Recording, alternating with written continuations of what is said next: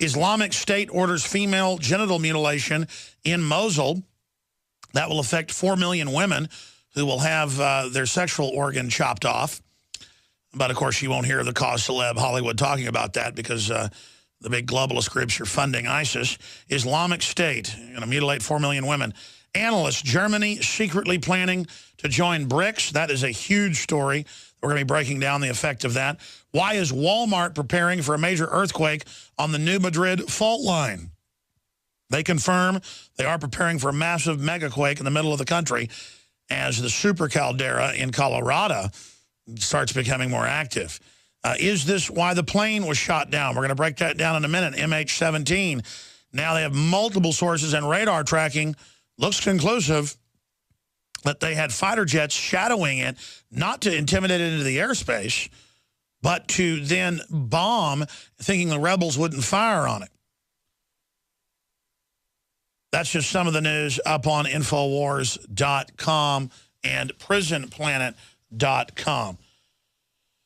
But let's get into the Russian news right now. First off, the reason I'm for national sovereignty, even though most governments are pretty corrupt and bad, is the global corporate government is anti-free market, anti-human, technocratic, a scientific dictatorship in their own words, who want to fundamentally reduce population forcibly and bring in a global tyranny.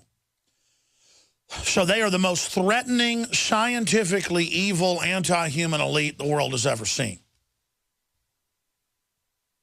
I made a film about them. It's called Endgame. 8 years ago, it's evergreen today. If you want to understand their own quotes, what they plan to do since 1850 and how they rule the planet right now pretty much. They're trying to mop up a few sectors they don't fully control. Russia, Iran, a few others. Is Iran good? No, their leadership's out of control in many cases. Is Russia good? No, their leadership is somewhat centralized, kleptocratic, strongman. Compared to the globalists, though, Russia is a totally different animal. Russia does not want to kill humanity. The Russian leadership does not want to exterminate their population. The Russian elite are totally different and a primitive, strongman, nationalistic model on record. That's what they are. And a nationalistic, strongman Russia that's free market is light years better than communism and light years better than Sovietization, and light year upon light year better than the globalist synthetic death. Now, that said, what are firewalls in a building or a ship? If there's a fire in the engine room, it's contained by big firewalls that can handle 3,000, 4,000, 5,000 degrees. So you don't get the whole ship sinking or the whole building burning down. That's what a firewall is. Or it's like a bulkhead in a ship. If water gets into one area, it can't flood all the bulkheads and compartments. So if you get a Hitler, he takes over a few countries but gets stopped by other nations. Sometimes by bad nations like Russia at the time, run by Stalin. One evil fights another evil. The globalists want to bring down Russia. They've paid off China. They pretty much control China, though China is somewhat independent and has its nukes and plans to double deal as well. There are 3 power blocks. But China is more in bed with the globalists than Russia. Russia is somewhat in bed with them. And I've studied the whole history of it. That's why I'm against using radical Islamic al-Qaeda groups to destabilize Russia and take over a bunch of its former satellites and countries that are part of Russia proper for 1,000 years. What is known as, you know, the old Russian Empire and the proto-Russian Empire, if you go back close to 1,000 years ago. The Orthodox Church, basically, is Russia. And, of course, the communists tried to get rid of that when they were there. Now notice it's back and it's not state-run. So Russia's just rediscovering itself with all its problems but all its glory instead of being a Rothschild, Rockefeller-run fiefdom. And they've kicked out all the Rothschild fronts, and the Rothschilds sued British newspapers when they said that this oligarch was a Rothschild front and that oligarch was a Rockefeller front. They sued and went on in court for 3 years. They lost. And the court said, wow, this hearing and this trial actually found the claims were true. You are a puppet master. What does the spider want to do? It doesn't want to be revealed. Who did the Rothschilds fund? You can look it up. Adolf Alois Hitler. Not because they were Nazis. They had wrecked Europe before funding both sides. It's beyond the evil that we normally see. It's cold-blooded, scientific. Look at the breaks in the pool game and decide that you're going to be both players, or all three players, or all four players. And the minute people get this, it'll be so simple, but still so complex, you'll go, why didn't I ever see that before? See, we're supposed to take the side of the immigrants, and the media says, you know, if you have any Hispanic descent, you're supposed to just support totally open borders. When Latin American countries are having wars with each other all the time, they can't get along. Or you're supposed to take the side of, you know, let's kill all the brown people. No, you're supposed to rise above it, see the full spectrum, and then make the moral decision out of it. But people don't even know how to make decisions now. That's why they don't have geopolitical understanding, historical understanding, cultural understanding, spiritual understanding. And I come to the realization that even when I talk to big CEOs and really smart artists and famous people, I mean, some of the most famous people in the world I know personally, even bigger than the people you've heard on this show, by orders of magnitude, as big as it gets in Hollywood, as big as it gets in rock and roll. And they're smart, but they just go, I don't believe I can affect change, and it's too big, and they're mainly focused on their own hobbies. They know a lot of what I'm saying is true, but they just say there's nothing we can do. Or we'll see what happens. I'm glad you're there.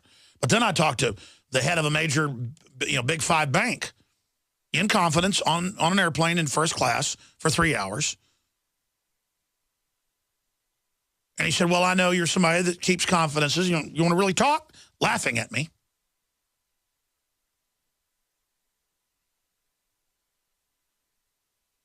And he said, the public will adapt to being slaves. You always thought of evolution, and I mean that in the sense of like cars evolve, folks, or ideas evolve. You always think of social evolution as something better. We think of it as something worse. And you will lose. Humanity has failed. And it was like I was talking to a space alien. His hair was perfect. His skin was perfect. Well, he was 65 years old. His suit was perfect when he got up. He put his trench coat on. It was perfectly put on. And he just sat there with his briefcase under his arm and just laughed at me, looking me up and down when he walked off the plane. He was a general, and he was telling me, you have failed. He was a general of evil. And that bank supports open borders and gun control and everything else. And they want to bring down Russia. Well, let me tell you, you want to bring down Russia? Everything you do is evil. I'm against you. You want my guns? I can intellectually show why it's bad to turn my guns in, but I'm just automatically, no, I'm not turning my guns in. You want fake environmental groups to take private property away? I'm automatically against it. You want me to eat GMO? I'm automatically against it. You want open borders? I'm automatically against it. It's real simple. You're for it? I'm against it. Real simple. Default.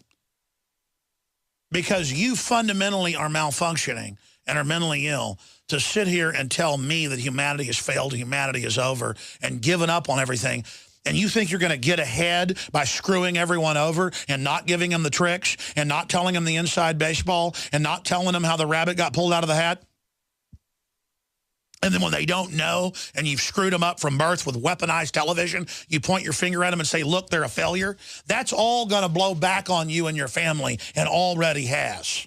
And these guys don't even care about their kids. They'll have 5 kids and hope one of them turns out okay to run the empire. That's how the elite does it. You go out and you have 5, 6, 7 kids.